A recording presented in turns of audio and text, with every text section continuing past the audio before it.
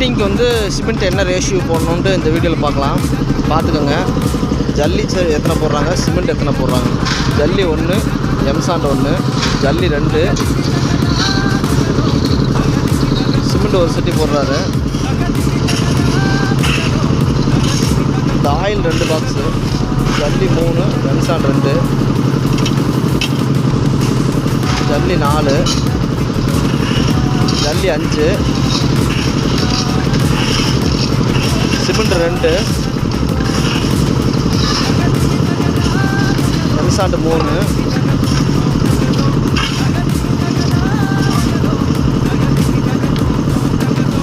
ஜல்லி 6.